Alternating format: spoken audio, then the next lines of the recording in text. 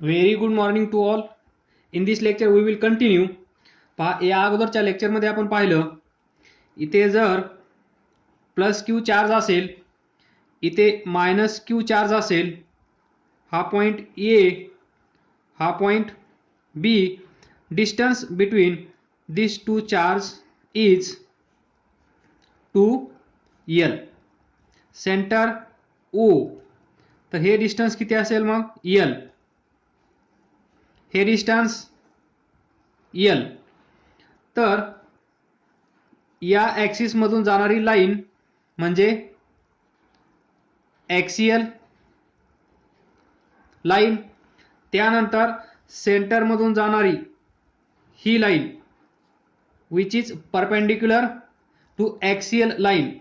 या लाईनला आपण म्हणतो इक्वेटोरियल लाईन. आणि आपण फाइंड केलं electric potential. What? Electric potential due to electric dipole.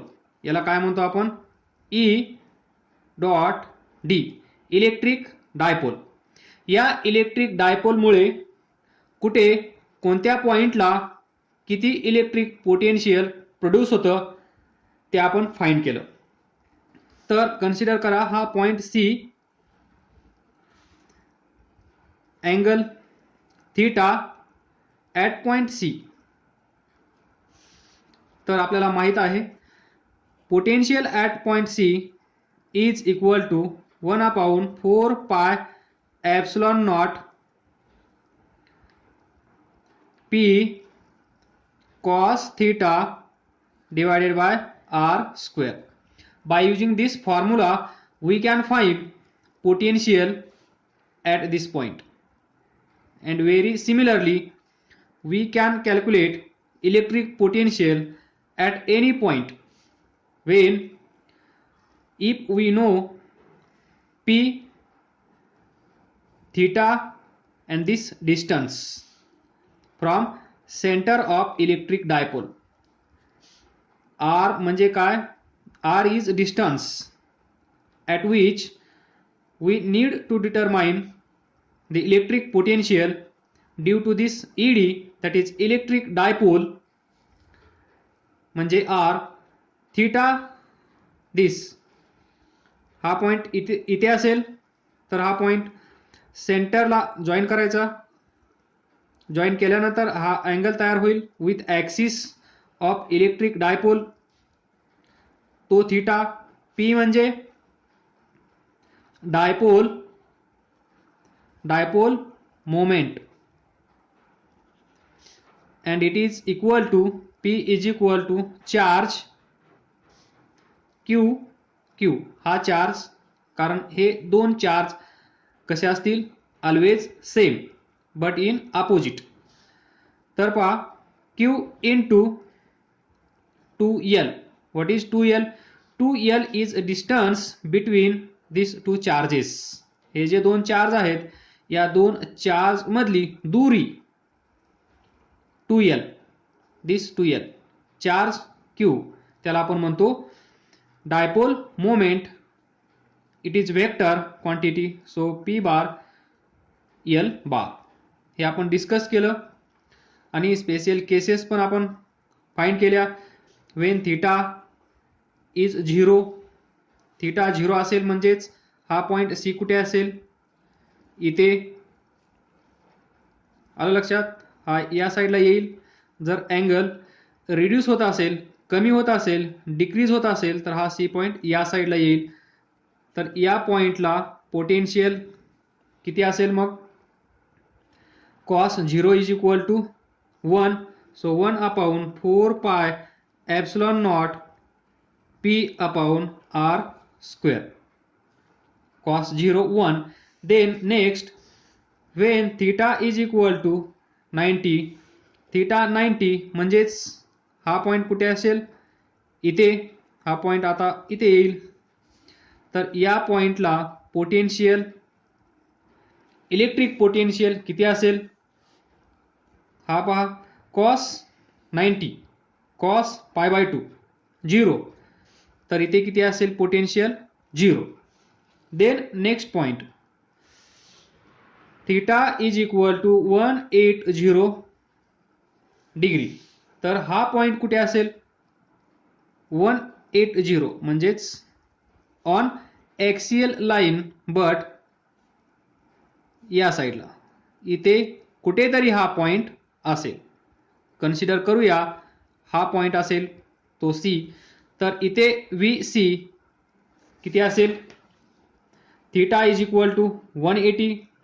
Theta 180 असेल तर कॉस 180, कॉस 180 म्हणजेच कॉस पाय म्हणजेच minus cos 180 is equal to -1. तर मग potential, electric potential, electrostatic potential or potential drop at this point C किती असेल? 1/4 pi epsilon naught P upon R square आणि cos 180 -1. So minus this or we can write here minus. अशा प्रकारे आपण पाठीमागच्या लेक्चरमध्ये डिस्कस केलं. V due to ED. ED म्हणजे इलेक्ट्रिक डायपोल. तर याच्यामध्ये एक महत्त्वाची कन्सेप्ट सांगायची आहे तुम्हाला. तर ही डायग्राम मी परत इकडे ड्रॉ करतो. मला सांगा what is potential by definition. इथे चार्ज असेल प्लस क्यू. इथून एवढ्या डिस्टन्सवर at distance R point A इथे जर आपल्याला पोटेन्शियल फाइंड करायचं असेल तर डेफिनेशन काय आहे? इन्फिनिटीला जा, गेलो, इथला एक चार्ज घ्या. चार्ज कसा असेल? युनिट पॉझिटिव्ह चार्ज घेतला, निघा इथून, निघाले अलॉंग दिस पाथ, पोहोचले पॉइंट ए ला. तर हा युनिट पॉझिटिव्ह चार्ज इथे घेऊन येण्यासाठी, हा युनिट पॉझिटिव्ह चार्ज इन्फिनिटीवरून घेऊन येण्यासाठी या पॉइंटला ड्युरिंग दिस काहीतरी काम करावं लागत असेल की नाही, विचार करा. तर त्याचा आन्सर असेल यस. तर ते वर्क डन आपण कन्सिडर केलं डब्ल्यू. हा चार्ज कुठून कुठे जात आहे? इन्फिनिटी वरून पॉइंट ए ला. तर इथे लिहा from infinity to point A. सर्वांना माहित आहे. हे झालं work done to displace this unit positive charge from infinity to this point A. तर पोटेन्शियल ॲट दिस पॉइंट किती असेल मग?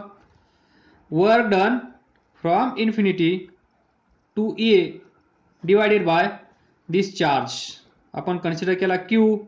इथे आहे 1 coulomb that is unit positive charge.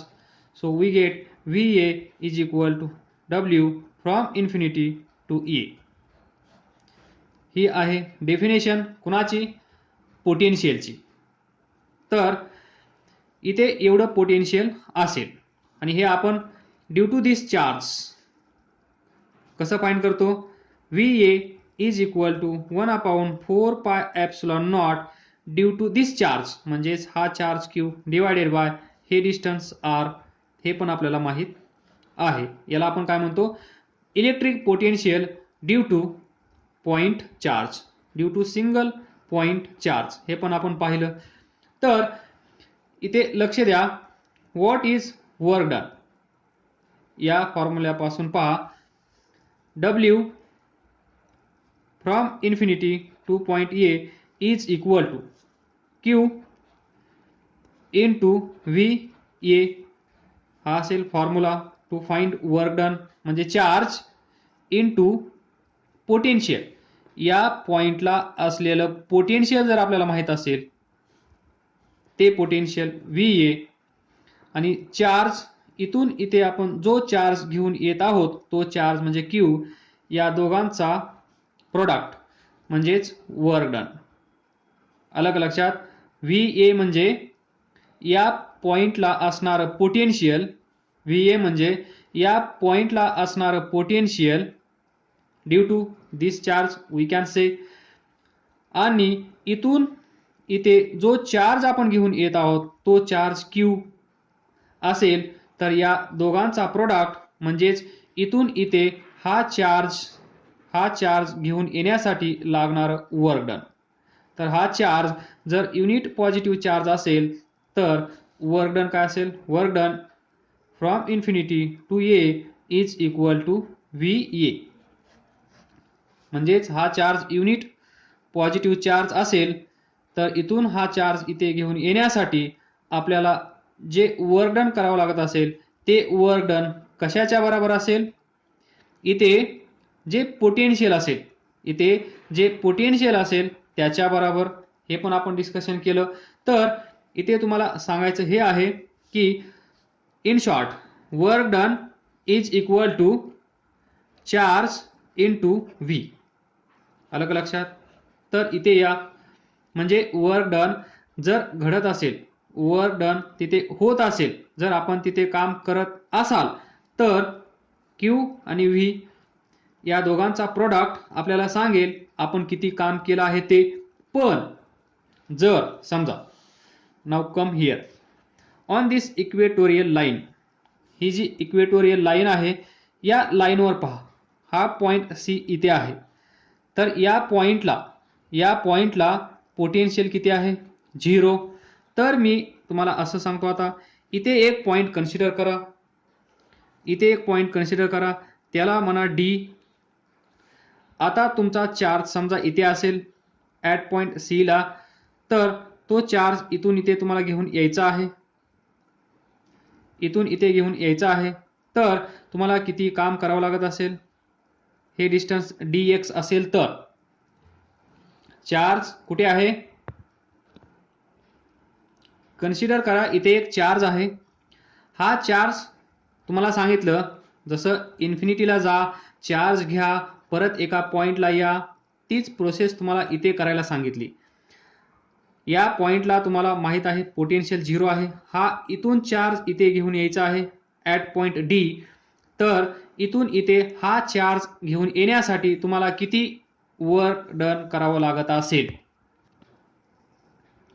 तर पहा, मी पाठीमागे पण एकदा तुम्हाला सांगितलं आहे, ही जी लाईन आहे या लाईनचं नाव आहे इक्वेटोरियल लाईन. इक्वेटोरियल लाईनवर पॉइंट तुम्ही कुठेही घ्या, हा पॉइंट घ्या किंवा इकडे पॉइंट घ्या, या पॉइंटला पोटेन्शियल असेल 0, या पॉइंटला पोटेन्शियल असेल 0, या पॉइंटला पोटेन्शियल असेल 0, या पॉइंटला पोटेन्शियल असेल 0. जर इथे पोटेन्शियल या लाईनवर प्रत्येक पॉइंटला 0 असेल तर पोटेन्शियल डिफरन्स किती येईल, 0. जर पोटेन्शियल डिफरन्स 0 असेल तर मला सांगा work done from C to D. आलं का लक्षात? Work done from C to D किती असेल, Q into voltage that is potential. Potential किती आहे, 0. C ला पण 0 आहे, D ला पण 0 आहे. पोटेन्शियल डिफरन्स किती झाला, 0. तर चार्ज काहीतरी असेल Q, पोटेन्शियल आहे 0. तर work done to displace charge from C to D is equal to 0. तर आजपासून लक्षात ठेवा, on this line, equatorial line, या लाईनवर जर तुम्ही चुकून एखादा चार्ज इथून इथे घेऊन आलात तर काहीही वर्क डन घडून येणार नाही, कारण या लाईनवर पोटेन्शियल कसं आहे, 0. पोटेन्शियल जर 0 असेल, पोटेन्शियल जर 0 असेल तर वर्क डन 0. ही होती छोटीशी कन्सेप्ट. देन